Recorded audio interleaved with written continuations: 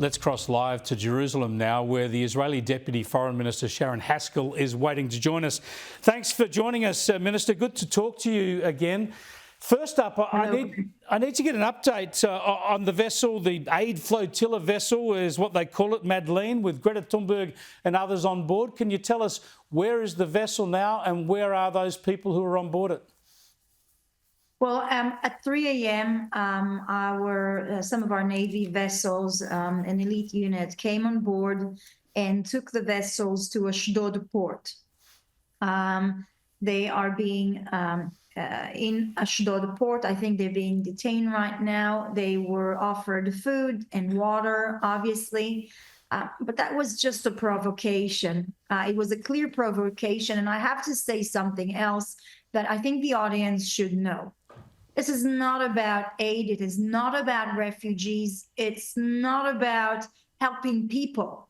Think about it, Chris. On their way, they have videoed and showed many boats of Sudanese trying to flee by boat a terrible civilian war in Sudan, where almost 500,000 children have died due to malnutrition.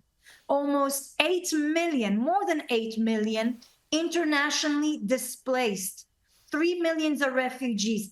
I mean, more than 150 people at least were murdered brutally and killed. They didn't stop. They didn't give them food. They didn't take them into refuge. They didn't want to assist them. This was purely a provocation and trying to gain some social media likes and influence. Look, there's no doubt about that. We understand that. It was a publicity stunt. But the reason you didn't want them to actually go on shore at Gaza, was that in the interests of their safety? Absolutely. I mean, think about it.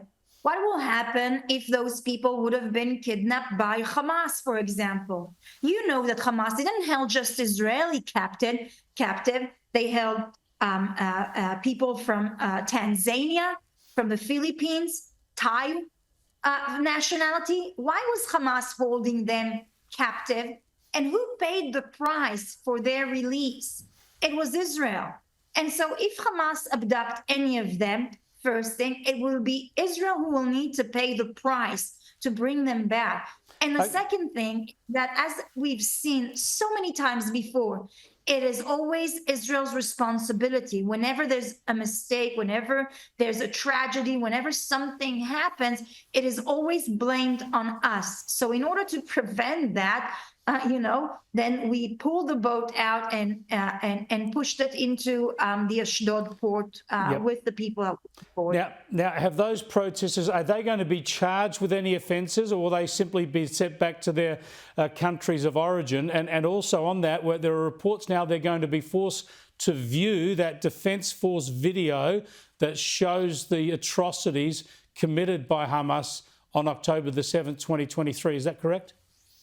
Yes, so the Israeli defense minister will show them the movie, the horror movie, collected. And I have to say, Chris, not from the worst of the events that had happened, but some of the events that Hamas videotaped and filmed and broadcasted live, so that they can actually understand and see what Hamas mean and how Gaza needs to be liberated from Hamas. They don't care for Israelis, and they've murdered Israelis, but they don't care for the lives of Palestinians either, using them as human shields, hiding behind, inside, underneath schools and hospitals, knowingly. So I think it's important to just broaden some of their information, some of their knowledge, because obviously they are not aware and they don't have the knowledge of what actually is happening here. Now, when it comes to aid, the big development in aid is the way your country and the US is delivering aid direct to Gaza, the Gazan people, bypassing Hamas. Is that being successful, and is that being embraced by the people in Gaza, or are they being dissuaded by Hamas from receiving that aid? Absolutely. Just yesterday, millions of meals were distributed again. I mean, look, you can see the stress and the panic of Hamas. And so that's the way you know it's being successful. because until now, Hamas was profiting from that aid coming in. They were millions of dollars that they pocketed in. We've seen that for the first time since the beginning of the war, when the aid was flooded in Gaza, that's the first time when they were capable of paying 100% of the salaries of Hamas, of the terrorists. That's the only time when they were able to recruit new terrorists to actually fight in the lines. And so right now, disconnecting Hamas from the distribution of aid, that is disconnecting the civilian power that Hamas holds over the population. And you can see it. They threaten with murder, with treason, everything. And the people of Gaza are still showing up, collecting aid directly to them, and they don't need to pay for it. Think about it. Hamas was selling that aid in the market. A bag of flour would cost between 70 and 100 shekels. Now it costs only 30 shekels, and it is because most of that aid is being distributed for free through the American agency. And that is incredible. It means that Hamas hopefully will break soon, because as we were able to dismantle much of its military operation, now we're in a process of dismantling their civilian power over the Gazan population. So important. I really hope that with a little bit more pressure, we'll be able to go into a ceasefire that will bring back our hostages. Let's hope so. Let's hope so, Sharon. Let's hope so, definitely. I just want to get your thoughts on one other issue while we've got time, and that is Hillel Fuld, Israeli-American tech commentator. He's had his visa rejected from coming to Australia to speak at a charity event. Have you had any explanation from the Australian government or made any representations on his behalf? Look, this is very unfortunate, and I'm actually disappointed. I mean, Australia is a sovereign state, and it has the right to decide which foreigner can enter its border and which one can't, obviously. But Hillel Fuld doesn't hold any threat to the public or any kind of risk. On the contrary, he comes to speak at an event for Magen David Adom.